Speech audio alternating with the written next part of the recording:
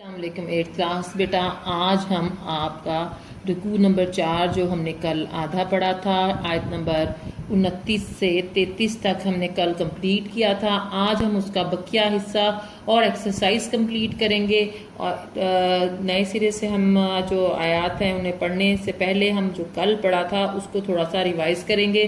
بیٹا کل آپ نے دیکھیں جو آیات پڑھی تھیں اس میں ہم نے دیکھا تھا کہ اللہ تعالیٰ نے مومنوں کو بھی مخاطب کیا اور کفار کو بھی۔ پہلی آیت میں مومنوں کے لیے حکم تھا کہ وہ اللہ سے ڈریں، تقوی پیدا کریں، تو اللہ تعالیٰ ان کے لیے امر فارغ پیدا کر دے گا، یعنی انہیں دنیا میں دوسروں سے ممتاز کر دے گا، بہتر مقام دے دے گا۔ اور دوسری آیت میں خاص واقعے کی طرف اشارہ تھا، اور مخاطب جو تھے وہ کفار اور مسلمان دونوں ہی تھے۔ حضرت محمد صلی اللہ علیہ وسلم کو مخاطب کرتے اللہ فرماتا ہے کہ جب کفار لوگ تمہارے بارے میں چال چل رہے تھے اور یہ سمجھ رہے تھے کہ وہ بہتر چال چلنے والے ہیں، تو اللہ نے ثابت کر دیا کہ اللہ ان سے بہتر چال چلنے والا ہے۔ بیٹا میں نے آپ لوگوں کو بتایا تھا کہ آپ کی آیات جو ہیں وہ ہر ایک آیت ایک شارٹ کوسچن بھی ہے۔ آپ سے کسی بھی آیت کے متعلق شارٹ کوسچن بھی ہو سکتا ہے اور ایم سی کیوز کے طور پہ بھی آ سکتی ہیں۔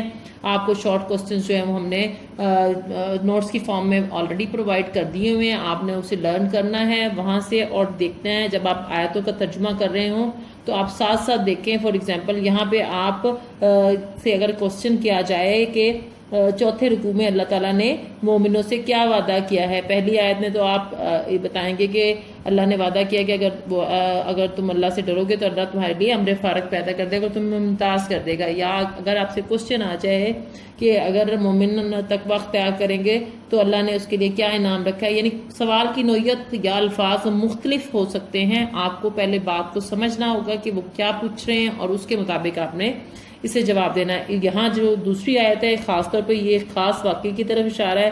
آپ سے یہ کوسچن آ سکتا ہے کہ اِذْ یَمْکُرُ بِکَ الَّذِینَ کَفَرُوا کے حوالے سے یہ کس جو ہے واقعے کی طرف اشارہ کیا گیا، پھر آپ اس کا پورا ترجمہ بلکہ اپنے الفاظ میں اس کو مفہوم سمجھنے لکھیں گے جواب میں۔ آپ کے پاس نوٹس موجود ہیں، جب آپ آیات یاد کریں تو ساتھ کے ساتھ آپ کوسچن کے آنسر بھی یاد کریں تاکہ آپ کو اندازہ ہو جائے کہ شارٹ کوسچن کیسے بنائے جاتے ہیں۔ اور اسی طرح ہم آگے ہم نے اگلی آیت میں دیکھا تھا کہ کفار کہتے ہیں کہ یہ جو قرآن ہے یہ ہے تو محض قصے کہانیوں کی کتاب ہے، اس طرح کی آیتیں تو ہم بھی بنا سکتے ہیں۔ پھر وہ اللہ تعالیٰ سے فرمائش کرتے ہیں، بلکہ ایک طرح سے اللہ تعالیٰ کو کہتے ہیں کہ اگر تیرا کلام پر حق ہے تو ہم پہ کوئی آسمان سے پتھر برسا دے یا پھر کوئی تکلیف دینے والا عذاب بھیج دے۔ تو اللہ تعالیٰ جواب میں فرماتا ہے کہ وہ عذاب اس لیے نہیں بھیج رہا کہ جب تک نبی کریم صلی اللہ علیہ وسلم ان کے درمیان موجود ہیں اور بخشش مانگنے والے لوگ موجود ہیں وہ عذاب نہیں بھیجے گا۔ اسی طرح ہم آگے مزید اگلی آیات کی طرف اب آ جاتے ہیں۔ ہمارے پاس آیت نمبر 34 دیکھیں جو ہے اس میں ہے وَمَا لَهُمْ، اور ہے اللہ سوائے یعذبہم کہ انہیں عذاب دے اللہ۔ اب اس کے سوا کون سی وجہ ہے کہ اللہ انہیں عذاب دے؟ یہاں آپ نے بریکٹ لگا لینی تاکہ آپ کے لیے یاد کرنا آسان ہو جائے۔ وہم، اور جبکہ وہ یصدونا روکتے ہیں عن المسجد الحرام، مسجد حرام میں۔ یہاں پہ بھی آپ بریکٹ لگا دیں گے۔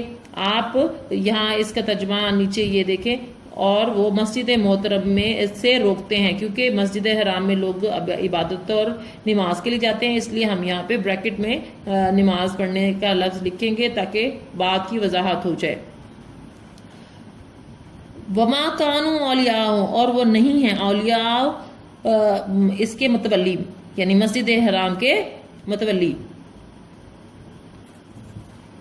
ان، اگر اولیاء اس کے متولی تو اللہ سوائے متقون، متقی یعنی پرہیزگار لوگوں کے، یعنی اس کے جو متولی ہیں وہ صرف پرہیزگار ہیں۔ یہاں آپ بریکٹ لگائیں گے۔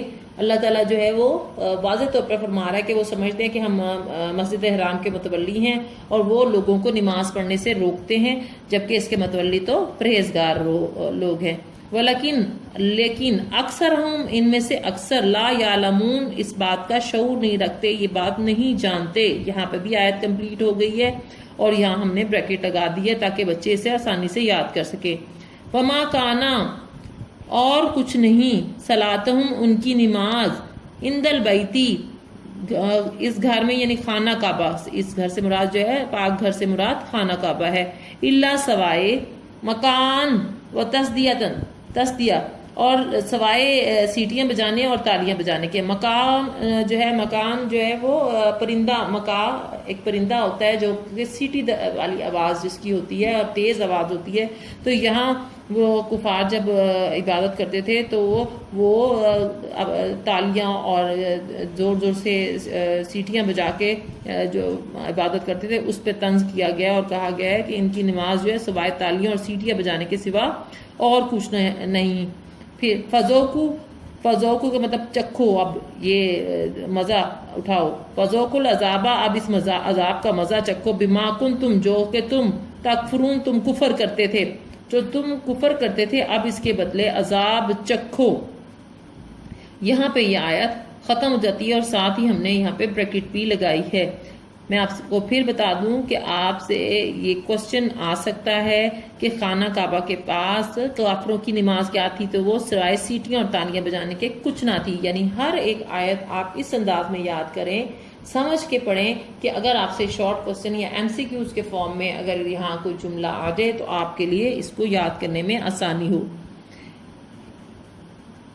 ان الذین کافروا، جو لوگ کافر ہیں، یونفقون خرچ کرتے ہیں،